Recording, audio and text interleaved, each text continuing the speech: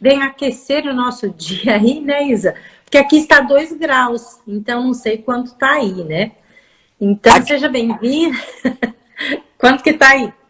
Não, aqui amanheceu o dia bastante frio, 16 graus, depois ficou por 20 e poucos graus. Ah, então tá calor. 22 graus, eu acho, 22 graus.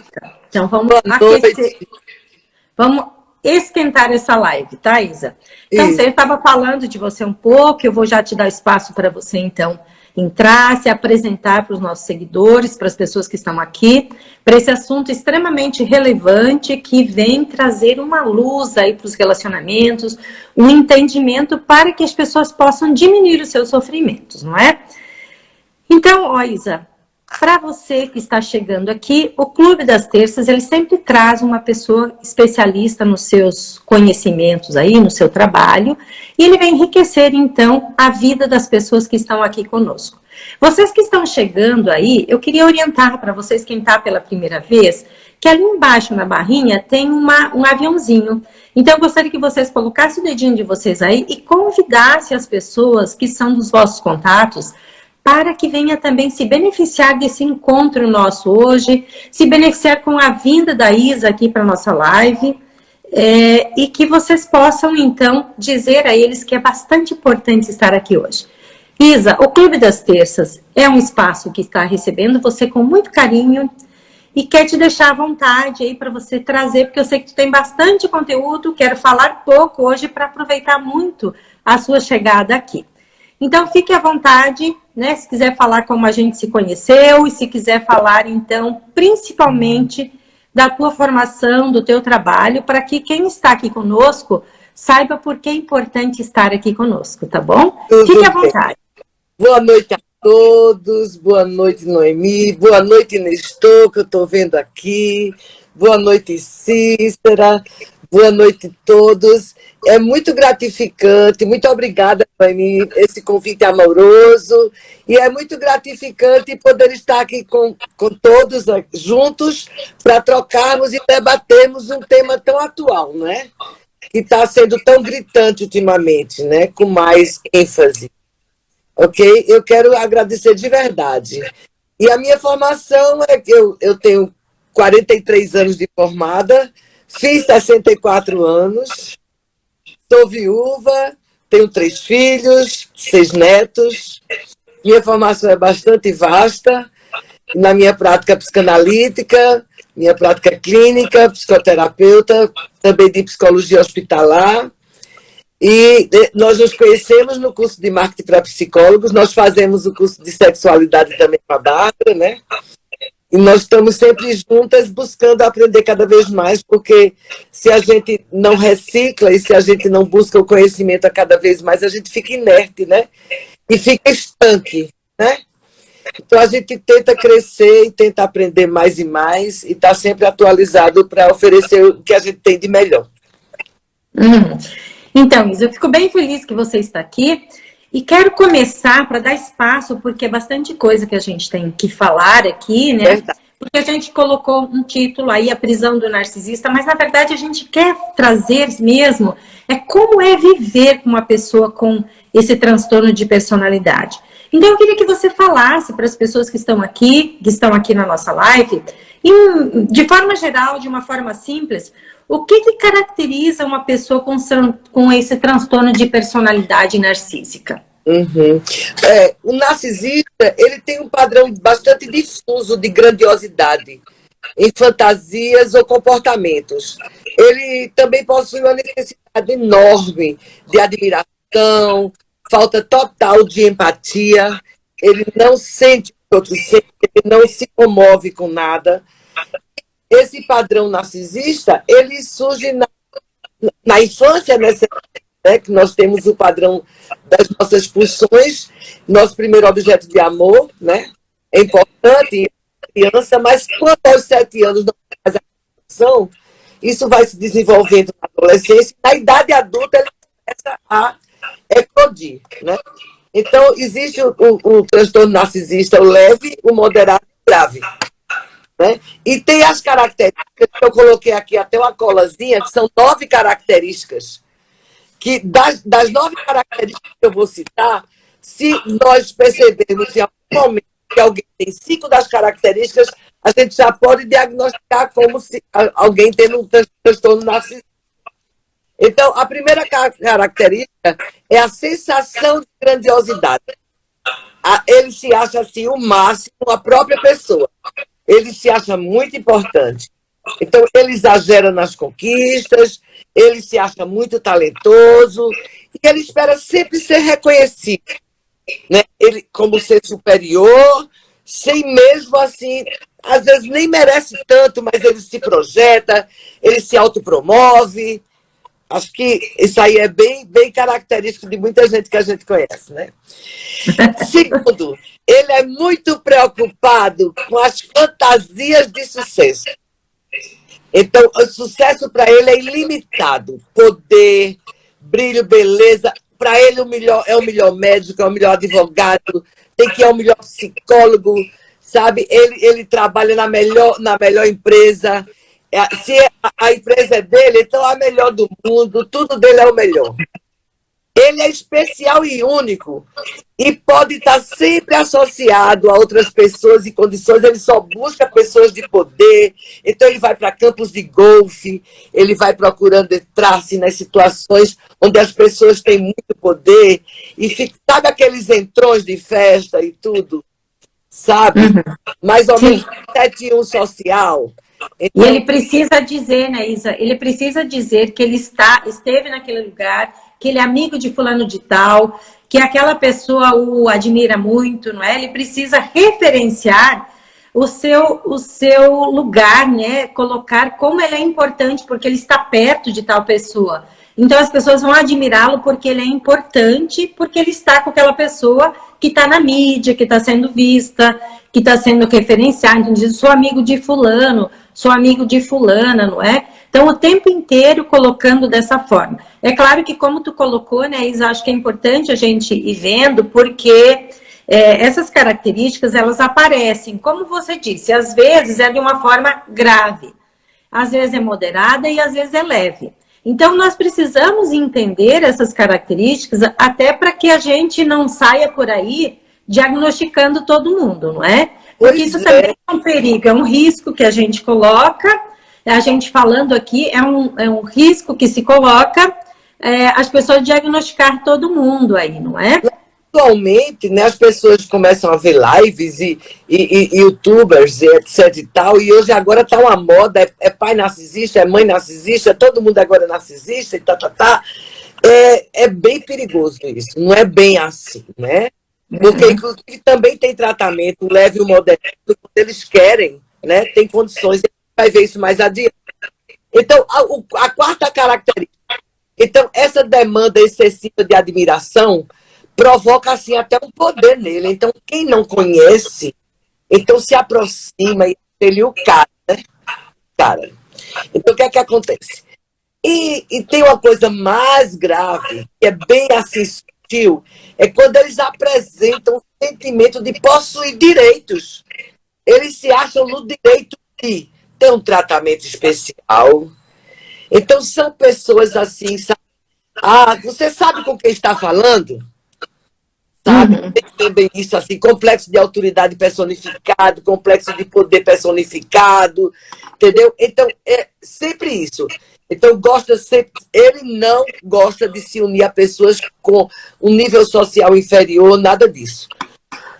Ele é bastante explorador em relações interpessoais. Ele utiliza as amizades, ele utiliza para atingir sempre os próprios fins. Até no trabalho, por exemplo, ele utiliza o conhecimento de alguém e diz que é ele, por exemplo. Sabe? É bem perigoso. Isso aí é bem sintomático e bem perigoso. Ele tem carência de empatia, todavia ele não é empático. Ele tem carência que joguem confete nele de reconhecimento, mas ele é incapaz de reconhecer alguém melhor que ele. Entende como é que é? Sim, ele é sempre melhor, né? Sempre melhor que todo mundo, né? Ó, vamos cumprimentar a Carol, que chegou aí, ó. Carol conseguiu vir hoje, a nossa colega também está na live. Carol, obrigada por estar aí. Sua contribuição sempre é muito importante. A Carol já esteve aqui também, já fez live comigo. Tem Marcos Borges, meu amigo, meu colega, meu parceiro, gente boa. Então, preste atenção. Então, eu estava falando que ele era explorador, carecia de empatia, mas não era empático, né? E foi invejoso em relação aos outros. Tipo, se um amigo compra um carro X e o carro dele é inferior, mesmo que ele se endivide, ele faz questão de comprar um melhor. E dizer que o dele é melhor e tal, entendeu? É sempre assim, sempre competindo em busca de poder e de autoprojeção. Na realidade, ele se sente muito vazio, sabe? Ele precisa de tudo isso para poder existir. Então, na realidade, e a tese apresentada por Freud em 1914 é que o narcisismo primário é normal para a constituição do eu, né? Na criança, o investimento em si mesmo é necessário para a preservação da autoestima. Então, isso daí é o que a gente chama de narcisismo primário. E o narcisismo secundário, do contrário, a criança ficará sempre centrada em si. Então, não vai haver a castração. As atitudes infantis, vai sempre retornar ao mundo infantil, ao mundo intrauterino, e vai desenvolvendo a adolescência dessa forma, e vai estar sempre regredindo, porque não foi feita a castração. Entende? Exato. Explica em palavras mais, porque nós não temos só psicólogos aqui. Maricélia, obrigada por estar aqui conosco também, a Bebel, o Anderson.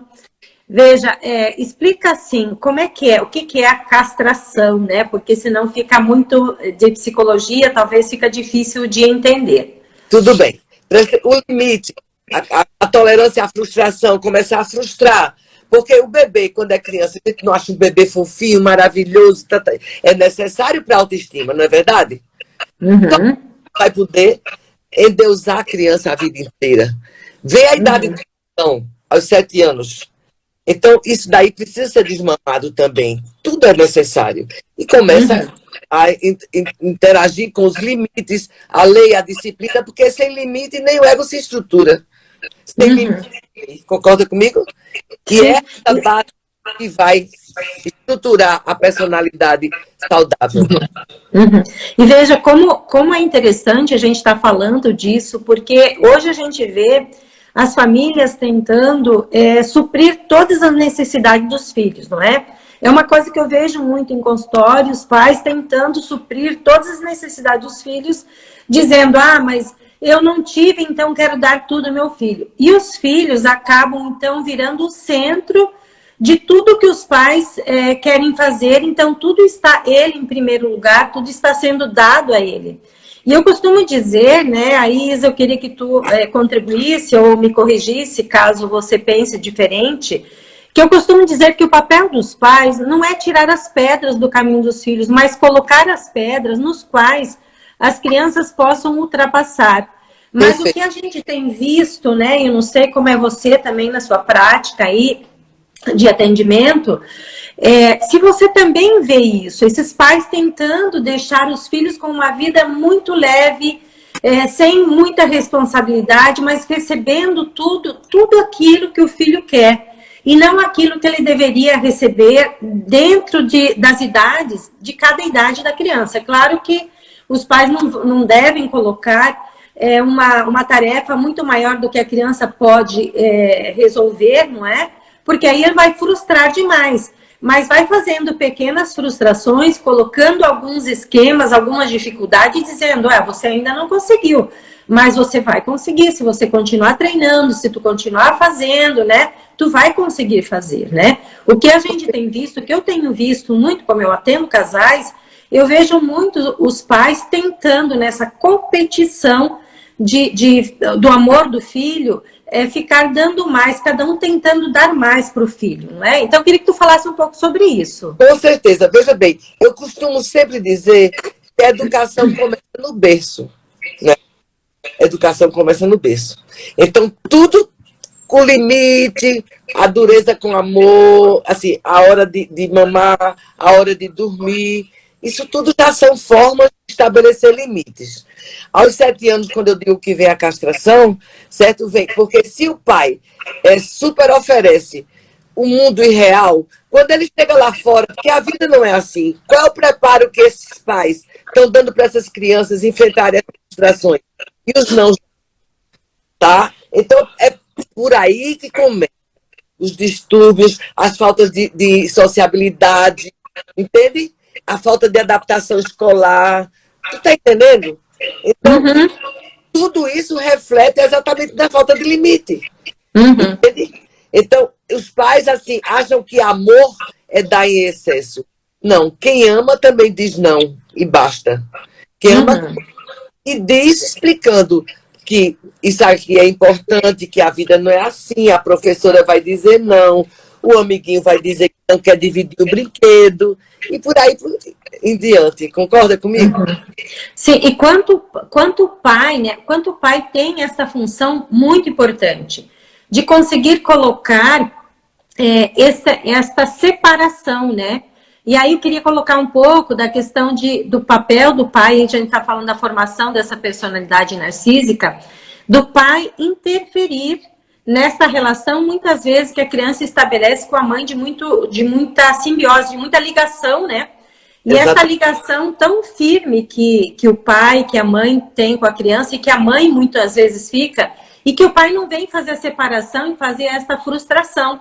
Então, quanto é importante a função paterna, e eu queria que você também colocasse, Isa, a importância da função paterna nessa separação, dessa ligação da mãe com o filho, para impedir com que esse filho se sinta, sendo ele o centro de tudo, que depois, se ele continua na vida, como isso vai ser? Como isso vai seguir na vida dentro dessa colocação? O Paulo está aqui, Paulo, querido, lá do México, está aqui conosco também, participação internacional. O Cláudio também conosco, tá? A Neiva, minha irmã, Leia Melo, conosco. Neiva. Isso. Então, queria que tu falasse um pouco disso. Veja, o nome do pai e a atuação do pai é muito importante na formação do filho ou da filha. Veja, o primeiro objeto de amor do filho é a mãe, e da filha é o pai. Concorda? Então, o que é que acontece?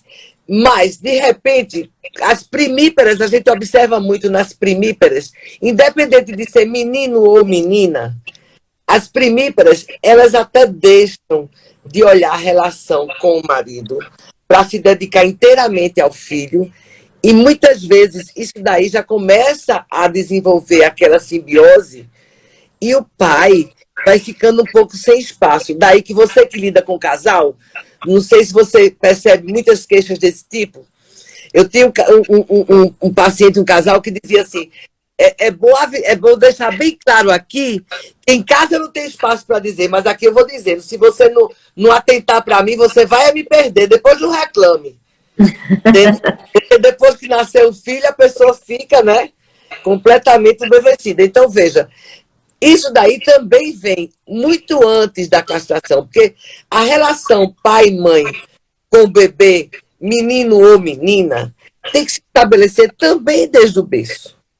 Então, hoje em dia é muito mais fácil, é diferente da nossa época, que a mãe é que cuidava de tudo, que fazia tudo, e amamentava, limpava, dava banho. Hoje em dia a gente já percebe que as famílias estão dividindo essas ocupações. Então, hoje em dia, na minha clínica, pelo menos, já está um pouco mais fácil e muito mais assim, leve, até que em caso de separações, quando a guarda é compartilhada, sabe? É muito mais fácil as crianças aceitarem que papai e mamãe não estão bem, mas vão dividir a guarda. Então, uma semana na casa de papai, outra semana na casa de mamãe, ou semana na casa do pai, a semana na casa da mãe, entende? Quer dizer, eu pelo menos no momento na minha clínica, eu tenho percebido muito isso. Quando existe alguma rusga assim, nas primíparas, não nas multíparas, porque a partir do segundo filho muda bastante a relação. A primeira é aquela coisa, aquele encantamento, né? Então, mas tem muito filho único agora, né, Isa?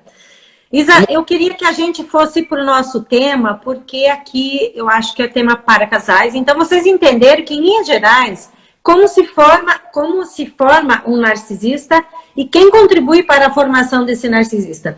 Mas agora eu queria falar com você, para que você trouxesse para a gente também entender quais os prejuízos que a pessoa que vive aprisionada de um relacionamento com uma pessoa narcisista pode ter.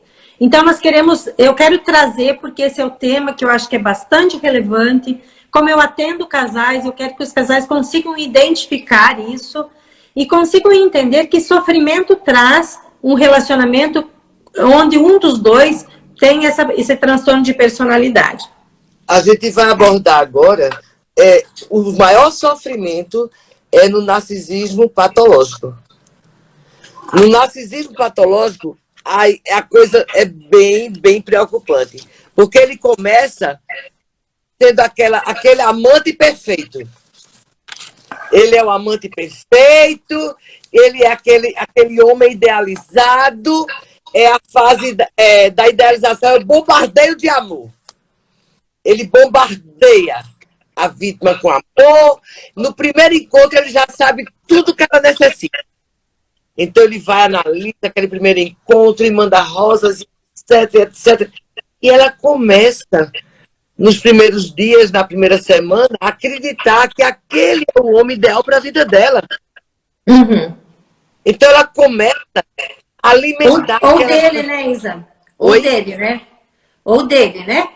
Ou dele ou dela. Isso. Uhum. É porque existem mulheres e homens, né? Uhum. É importante. Obrigada, Noemi, por me alertar. Tá. Não, é porque existem. Agora, é porque 50%, 75% a gente sabe que é de homens. Existem Sim. homens do que mulheres. Mas existem também. E as mulheres são bem venenosas. Também, tanto quanto. Uhum. Ok. Então, vamos lá. Então, quando eu falei a primeira fase, são 3 fases do narcisista patológico. A fase da idealização, que é o bombardeio de amor. É o camaleão. É o camaleão narcisista, ok? Então, o que é que acontece? Depois, as outras 2 fases são terríveis, viu? As outras, depois que ele deixa a pessoa bem sedimentada, bem segura de que ele abafa e que ele é o cara, aí começa, sabe, a fase da desvalorização. Aí, minha filha, começa, emburra e puxa, morde e assopra. O verdadeiro vampiro emocional e psicológico. Uhum. Essa fase, ele começa a destruir, a desvalorizar a vítima, ou ela começa a desvalorizar o parceiro, e a pessoa começa... Mas eu acreditava, a pessoa construiu aquela imagem do bombardeio de amor, da idealização do parceiro perfeito. Custa, Noemi, custa muito acreditar que a máscara está caindo. Uhum. Entende como? Porque ele sedimentou tanto, ele acessou tanto aquele bombardeio de amor, tá certo? Uhum. Ele ajudou tanto a vítima, ele foi tão sutil, tão protetor, tão amoroso, papapá, que quando começa nessa fase de morde e assopra, tá?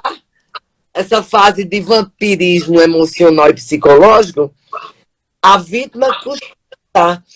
Eu tive uma paciente que ela chegou para mim já dizendo que a culpa é dela. Uhum. Mas é bem comum. Acontece com você também? Sim, muito comum. A pessoa chega e começa a dizer assim, mas ele foi agressivo, ela foi agressiva naquele dado momento, mas a culpa foi minha porque eu fiz determinada coisa e aí ele ficou nervoso, ela ficou nervosa e trouxe essa situação, né? E o que vai casando hoje, Isa, que eu vejo muito, para vocês que estão aqui também na live, A Mônica chegou aí também. O que eu vejo também bastante, que o que casa, então, o narcisista casa com uma pessoa que já se sente desvalorizada, que já vem com uma personalidade carente. E aí, quando ele faz a segunda fase, né, que tu diz aí, quando ele começa a desvalorizar a pessoa começa a acreditar que ela realmente é desvalorizada. Quem é que vai ficar com ela a partir do momento, ou com ele, a partir daquele momento? Então, isso faz um casamento e faz essa ligação que fica uma complementariedade. E aí o sofrimento fica muito maior. Então, aumenta porque fica no emaranhado que eles não conseguem sair para olhar para aquilo, não é? Exatamente.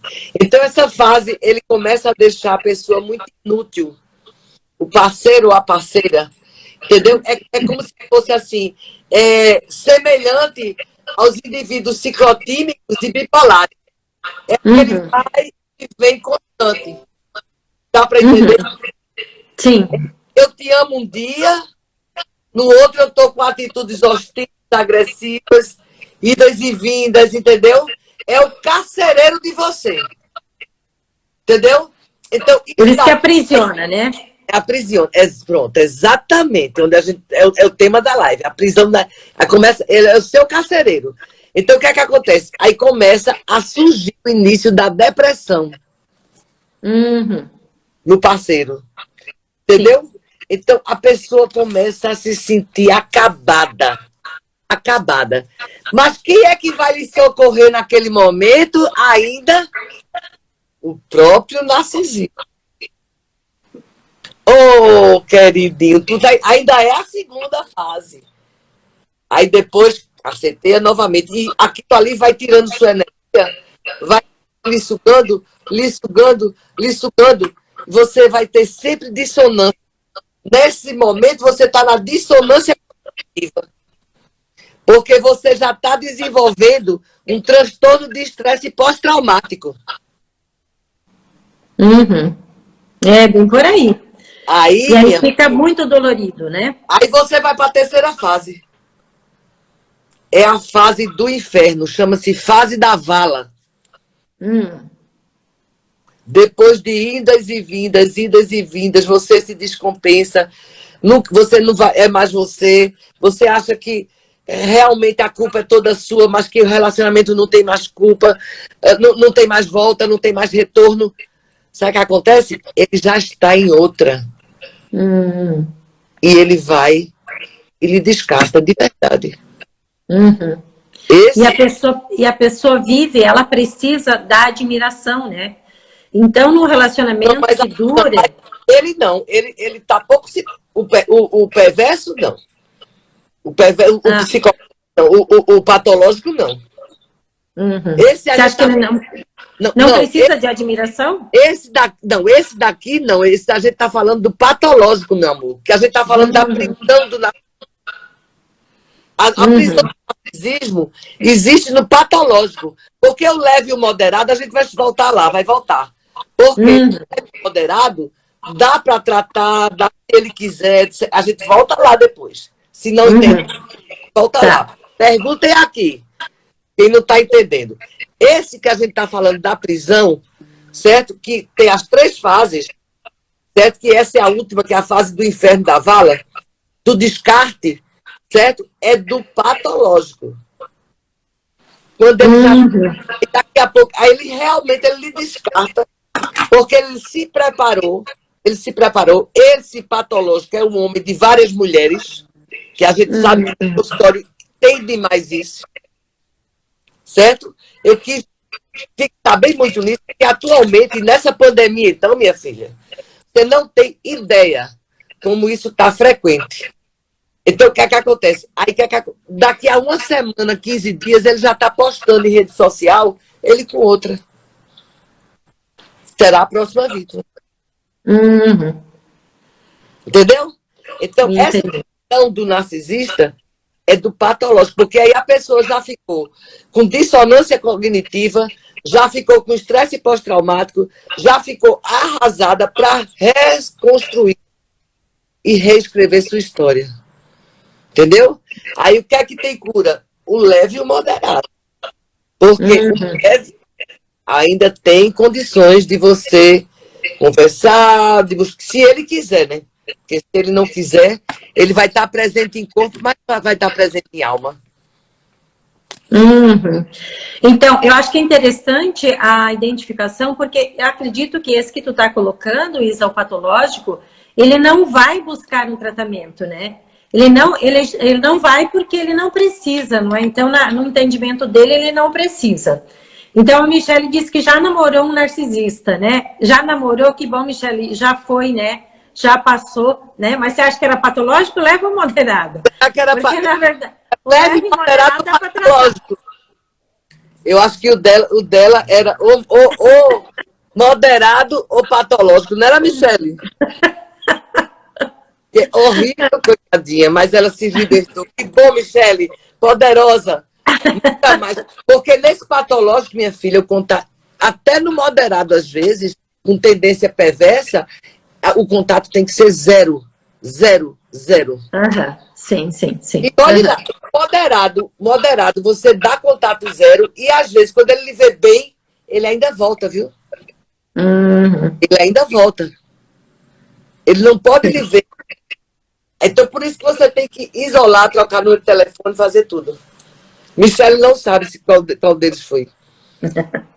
É difícil identificar, assim. Como né? você ressignifica relacionamentos de casais, então vale a pena uma psicoterapia ou uma psicanálise nesses sinais, quando dá sinais de narcisismo, tal, de egoísmo. Então, chamar o casal, eles acham muito importante para que ele possa melhor pensar, construir de um modo de ser, que ele consiga estar bem, comece a enxergar o outro, para conviver melhor. Entendeu? Porque o que eu tenho visto, assim, né, até uma situação, né, que a pessoa diz assim, a pessoa é muito feia para mim, a pessoa não se veste como eu gostaria que ela se vestisse, né, e ele estando num relacionamento. Ela não se veste como eu gostaria, ela não é bonita o suficiente para mim, porque eu sou muito bonita, eu sou uma pessoa bonita, então eu preciso também de pessoas que estejam do meu lado que assim são, não é? E aí, quando acontece de sair, então a pessoa parece, segundo o entendimento da pessoa, que ela não sabe nem o que fala. Então, quando sai, muitas vezes, num relacionamento social, aí o que acontece? A pessoa fica segurando a mão da outra, e quando a outra está falando, está contando as suas histórias, está falando de sua vida, muitas vezes a pessoa fica apertando a mão, fica segurando, numa tentativa de que ela pare de falar. E se ela não para de falar, ele começa a falar em cima dela, né? Então, isso é muito comum, né, que aconteça dessa forma. Mas o que precisa a pessoa entender? Precisa, no nosso trabalho, a gente empoderar a pessoa que está nesse relacionamento e mostrar para ela que ela não deve se calar, ela deve falar, sim, não, eu vou falar porque eu sei disso, eu entendo isso, eu quero falar disso, né? Então, falar para se libertar, para não ficar amarrado nessa situação de chegar naquele estágio da vala, não é, Isa? Para poder falar, para poder existir, para não chegar lá. Ela é minha paciente, Michele. Meu ex disse que era muito inteligente para mim, que eu não acompanhava ele no conteúdo. Então, pois é. Ótimo. É demais, né? Mas ela deu a volta por cima, grandiosa. Então, é possível sair, né? E assim como, digamos, no moderado, no leve, no moderado, é possível fazer o tratamento mostrando, porque nesse caso que eu estou falando, de um tempo atrás, o que aconteceu? Eu coloquei, né, que aquilo que ele buscava de uma mulher, até eu queria casar com ela. Eu disse, mas se tem essa mulher aí, até eu quero casar com ela. Ai, que ótimo. Era tudo, né? Era tudo, assim. Ela tinha que vestir roupas elegantes em um determinado momento, tinha que ter roupas de academia em outro, tinha que ter um trabalho de destaque, e ainda ela tinha que ganhar bem, tinha que ter um trabalho de destaque, ganhar bem, e estar disposta para a relação sexual, para a vida amorosa. Eu disse assim, olha, mas me fala onde está essa mulher que eu também quero casar com ela. Porque, na verdade, assim, é demais, né? A pessoa parece que precisa demais, que o outro seja muito. Por quê? Como a pessoa se acha muito, então ela quer que o outro, que a pessoa que se relaciona com ela também seja tudo isso que ela está colocando. Mas é a coisa que muitas vezes vem, Isa, que a gente percebe que essa pessoa, ela não é uma pessoa que consegue se destacar muito. Então, nesse caso, eu consegui mostrar que também ele não se destacava tanto quanto ele achava que se destacava. Porque uma série de coisas ele não conseguia fazer. Perfeito, Noemi. Perfeito. Você veja que eles sempre buscam vítimas que sejam bem dependentes deles. Sim. E quando a pessoa começa a perceber e se fortalecer e que sai do esquema, eles se desesperam. Diga que o narcisista é bastante seguro. Eu acho que ele é bastante inseguro. Isso, acho que é bastante inseguro. Eu acho, com certeza. Entendeu? Ele é bastante inseguro, porque ele, na realidade, ele projeta no outro os recalques dele. Isso. Ele coloca no outro aquilo que ele gostaria, que é aquela coisa assim, se eu vou numa festa, eu vou ficar do lado daquela pessoa que é mais bem-sucedida. Então, se eu tenho uma mulher ou um homem muito bem-sucedido, que está no meu lado, que está caminhando comigo, então isso também me valoriza como pessoa, não é? E aí que vai a questão do aprisionamento, porque, de certa forma, aquela pessoa que está com ele, em determinados, com a pessoa, né? Em determinados momentos, ela é muito enaltecida, colocada muito para cima. E aí, qualquer coisa que faça, então vai para baixo, então derruba a pessoa e coloca ela numa situação difícil, né? Tá vendo aí, Nestor, falando? É verdade, Nestor. Exatamente. Sofreu muito, meu lindo, sua irmã. Muito, muito. Pois é, narcisista existe em qualquer lugar, viu, Noemi? Sim. Narcisista existe em qualquer lugar. E existe também na relação com a família, com amigos, no trabalho. Antes de ser uma doença, é um jeito da pessoa, uma maneira de ser. Entendeu? É uma maneira da pessoa se comportar no mundo. Entendeu? Porque esse narcisista que a gente fala, o primário, né? Então ele se acha merecedor de tudo, né? Então ele tem extremo sentimento de grandiosidade, né? E na realidade, a característica maior, ele está sempre destruindo os parceiros. Você já percebeu que existem pessoas tão inconvenientes que em rodas sociais de amigos, eles começam a expor a esposa? Ou a esposa ou o marido? Colocando publicamente. Menina, é muito desagradável. Eu tenho uma parte que ela ficava acabada. Ela dizia assim, eu tenho que ir para o aniversário da minha comadre, por exemplo. Eu vou sabendo que eu vou para a forca. Porque ele aproveitava para botar todos os defeitos, assim, até falar de coisas íntimas, uma coisa séria. Ela vinha arrasada. Esse daí já tinha perversão, né? Esse daí já tinha um pé na perversão. Então, o que é que acontece? É como se ele se achasse merecedor de tudo. E ele está sempre procurando um bode expiatório para justificar essas atitudes trucidadoras dele, né? Essas atitudes perversas, entendeu? Ele está sempre... É porque ele tem que ter razão. Ele está sempre assim, porque o bode expiatório é sempre alguém. Ele nunca tem... ele nunca assume a culpa dele. Nunca. Ele não tem troca de afeto. Não tem. Isa, nas empresas, né? Nas empresas também, essa pessoa ela transita, né? No mundo social, ele transita nas empresas, né? E muitas vezes são essas pessoas que assumem cargos de liderança dentro das organizações e assumem porque eles têm uma fala que traz um convencimento e que coloca sempre aquilo que o outro fez, muitas vezes, coloca como se fosse ele. Então, ele pega todas os louros, né, para ele daquilo que as pessoas fazem. E aquela pessoa que deixa para lá, que sempre deixa para lá, então ela vai estar sempre trabalhando para colocar essa pessoa dentro da empresa para cima, ocupando cargos de confiança, cargos de liderança, onde ganha mais, né? Onde consegue, então, ser melhor visto, onde ganha mais, e aí faz os outros trabalhar por ele, não é? Noemi, mesmo que ele passe por cima dos valores das pessoas também.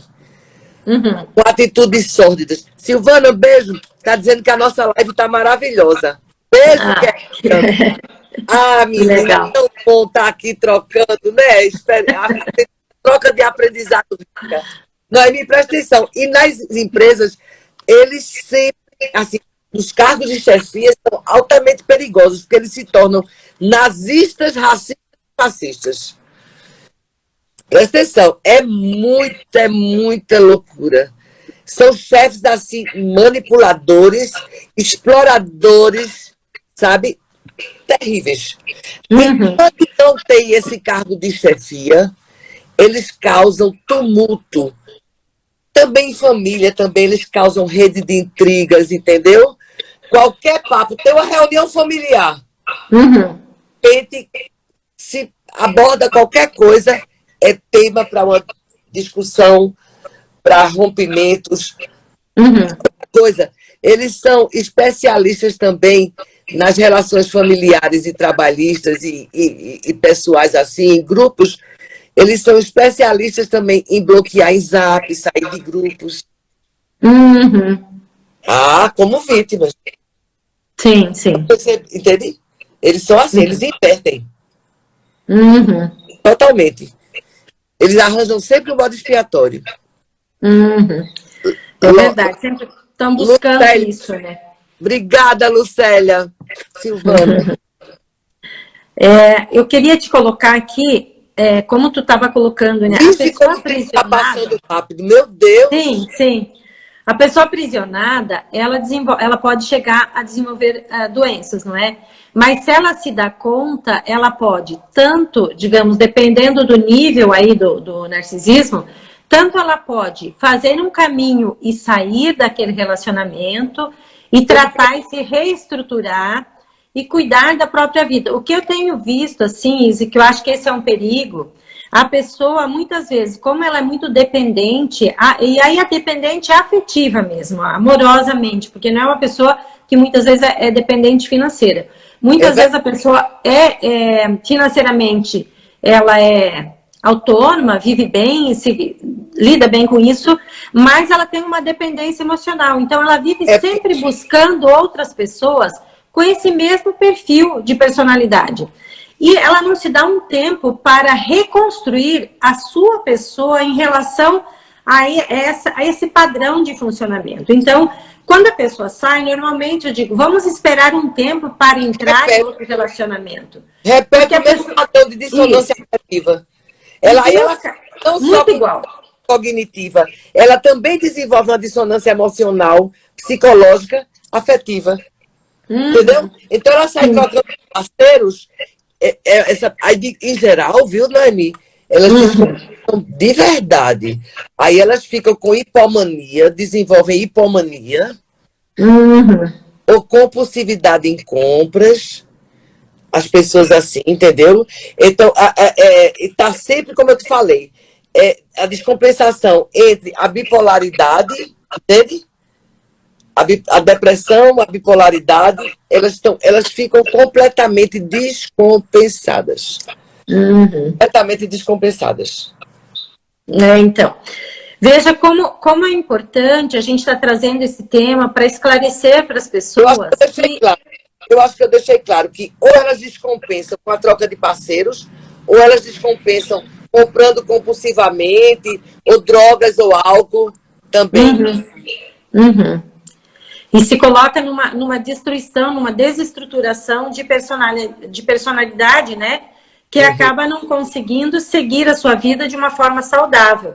Por isso, eu gostaria que a gente falasse um pouco ainda do tratamento possível, né? De como é possível tratar isso, porque acredito que, assim, a gente falou como nasce lá no relacionamento com os pais, a gente falou como isso se desenvolve, a gente falou dos prejuízos que isso traz, mas também da possibilidade, né? Porque nós somos psicólogos e sabemos que existe uma possibilidade do tratamento, de uma transformação, de uma mudança, de uma questão de poder viver uma vida amorosa também, de troca, entendendo aquilo que a pessoa viveu lá no relacionamento da infância, como ele se construiu, como a pessoa se construiu, e como que a gente pode, então, ajudar as pessoas a entender aonde é que eles vão buscar um tratamento para esse transtorno e para o relacionamento estabelecido com pessoas com esse transtorno. Você quer falar um pouco disso, Isa?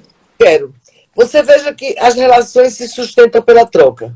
Então, o relacionamento tem que ter uma via de mão dupla. Porque, na realidade, envelhecer junto pede valentia, né? Mas isso daí, esse relacionamento é troca, é crescimento sempre, só cabe para o narcisista leve. Moderado já é um pouco perigoso, porque ele não vai admitir que precisa de tratamento. Porque o narcisista leve é mais fácil convencer, e é difícil, mas é mais fácil convencer que ele precisa. E ele vai com mais resistência e tal, mas a gente consegue. Consegue, mas só se ele quiser. Entendeu? Porque aí ele começa a ser reconhecido, ele começa a ser estimulado, valorizado. Entendeu? Quando ele começa a agir coerentemente, ele começa a receber o feedback. Então, uma psicoterapia, uma psicanálise, uma TCC, uma terapia de grupo de casais também ajuda muito. Entendeu? A nível de psicodrama, onde vem o ego auxiliar também, sabe? Que bota para torar, né? Então, excelente, né? Que seria... Aí é destruidor, mas vale a pena, entendeu? Então, porque se não existe isso, vai haver um adoecimento do parceiro, ele vai perder as forças e vai talvez até perder a oportunidade de reconstruir seu casamento. Sem tratamento, não consegue. É verdade. Não consegue porque a pessoa não consegue enxergar isso, né? Ele não consegue ver isso que ele está fazendo com a vida dele e com a vida do outro. Então, é no processo de psicoterapia que a pessoa consegue se enxergar e consegue enxergar o outro e consegue ver o que ele está fazendo com sua vida. Porque quando ele começa a sair, digamos, quando a pessoa que está sendo aprisionada começa a tentar sair do relacionamento, aí o outro fica desesperado, tentando fazer uma série de coisas. Inclusive, né, Isa, que é bem comum, que no processo de psicoterapia, ele tenta, a pessoa que tem essa personalidade narcisista, ela tenta fazer com que o profissional fique do lado dela, né? No caso, eu estou colocando, porque eu sou terapeuta de casais, né? Ele tenta manipular para que você tome partido. Isso, ele tenta manipular para tomar partido. Então, o que a gente precisa fazer é mostrar para ele o que ele está fazendo com a vida do outro e com a própria vida, porque, na verdade, ele também não está feliz aí. A Bebel falou assim, como convencer o narcisista a buscar terapia e tratamento? Bem, eu acho que a Isa pode responder. Não, vamos responder nós duas, porque a gente troca aqui, tudo isso é troca e aprendizado. Tá. Vê só, Bebele Bela. Veja, Bebele, de repente, primeiro passo, se ambos buscarem uma terapia de casal, né, doutora Noemi? Isso. Certo? Então, uma terapia de casal, eu acho fundamental, porque uma terapia de casal, quando um ou outro precisa de uma sessão extra, você vai escutar um ou outro para filtrar a comunicação, para poder haver o diálogo, né? Sim, sim. Naquele momento, quando você está com aquele outro sozinho na individual, você pode dizer o que quiser e ele vai repensar aquilo. Então, eu acho que o primeiro passo é uma terapia de casal. No relacionamento. Agora, se não for um relacionamento sólido, uma união estável, um casamento, tem que fazer uma terapia individual. A familiar ou algum amigo é que vai procurar, né? Vamos lá, que eu te ajudo, tal, porque hoje em dia está mais desmitificado. Mas antigamente era preconceituoso demais dizer que é para um psicólogo, um psiquiatra, dizia logo que rotulava logo que era doido. E também, assim, é importante dizer aí para a Bebel que é assim, ó, a questão de levar para uma terapia de casal, muitas vezes a pessoa ela vai desvalorizando o processo, né? E ele vai tentando sair, dizer que não adianta, que é dinheiro perdido, que é dinheiro jogado fora, porque ele não quer mexer com essa estrutura. Porque é onde ele sabe lidar. Então, ele vive do seu jeito, ele tem as coisas e as pessoas no seu sustentando essa situação, e aí é difícil da pessoa querer fazer o tratamento. Então, não é que é uma coisa fácil. Ele se acha tão especial e único que ele não vai dar o braço a torcer. Não é? É bem difícil e traz um sofrimento assim bastante grande para a pessoa que está no relacionamento, porque muitas vezes, por muito tempo vivido junto, aquilo traz muitas vezes um desejo de ficar junto, né? E só vai conseguir construir um relacionamento sólido e que possa fazer troca se parar, olhar para isso, porque senão vai ficar sempre um sofrimento que traz para a pessoa, para quem está no relacionamento, traz um sofrimento muito grande. E a pessoa não consegue sair, começa a adoecer. Então, precisa pensar mesmo se vale a pena ficar nesse relacionamento, se o adoecimento não é muito grande. E muitas vezes aí, a pessoa que sente esse sofrimento e que percebe que existe esse transtorno de personalidade na pessoa que está com ela, é fazer a sua terapia individual, onde consiga perceber que existe uma possibilidade, inclusive, se caso não houver o tratamento, é uma saída. Porque isso vai se arrastando, às vezes demora muito tempo para a pessoa conseguir sair. E vai chegar um tempo que a pessoa não vai conseguir sair mais do relacionamento e vai adoecendo, né? Que muitas vezes é isso que eles pedem. Quando você fica, e veja, funciona assim, quando o relacionamento adoece e que fica fragilizado, então o outro narcisista ele fica mais amoroso, porque ele está dominando a situação, ele está trazendo uma dominação, e isso também para ele é importante, não é? Daí assim, ele consegue fazer algumas coisas e a pessoa admira ele por isso, não é? É porque ele tem muita dificuldade de se sustentar nas relações, né?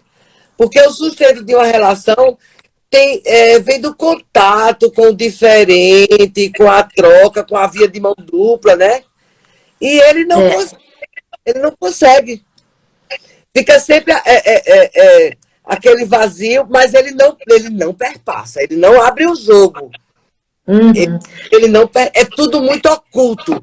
A insegurança dele é muito camuflada. Porque é isso que eu digo, ele é bastante inseguro. Então. Isa, eu queria dizer para você o seguinte, que a gente está terminando o nosso tempo aqui. Já? E falta só 5 minutos e eu quero salvar essa live, porque tem muita gente que vê a live depois. Então, eu gostaria que você fizesse as suas considerações finais, falasse aqui do fechamento disso, para a gente poder salvar a live em tempo. Eu quero agradecer a cada um que esteve aqui. Estamos com 18 pessoas, né? Presentes agora, já tivemos 20, agora estamos em 18, 20 e poucas, sei lá. A cada um presente aqui. Foi uma noite marcante, muito gratificante, de troca, de aprendizado. Agradecer a sua doçura, a sua amorosidade, Noemi, em ter me convidado, muito gratificante. Espero que outras oportunidades cheguem e voltem, né? E que cada um se previna aí, atenção nas carências, para não cair nas valas do inferno. Isa, muito obrigada por estar aqui. Obrigada a todos vocês que estiveram aqui. E já quero dizer para vocês que a semana que vem eu vou fazer uma live com a Paloma. Nós vamos falar sobre diversidade sexual. E nós vamos, então, trazer uma pessoa especialista que trabalha muito com isso para vir falar com a gente sobre LGBTQIA+. E falar porque nós estamos nesse mês aí sobre a diversidade sexual. Então, eu convido todos vocês que já estiveram aqui para estar na semana que vem, para que a gente possa debater esse assunto muito importante na nossa vida de hoje. Obrigado por todos vocês. Beijo, Maricélia. Beijo, Nestor. Beijo, Pati. Beijo, Maria Paula. Beijo, Celda. Beijos. Beijo, Noemi. Tá. Tchau. Até breve. Até breve.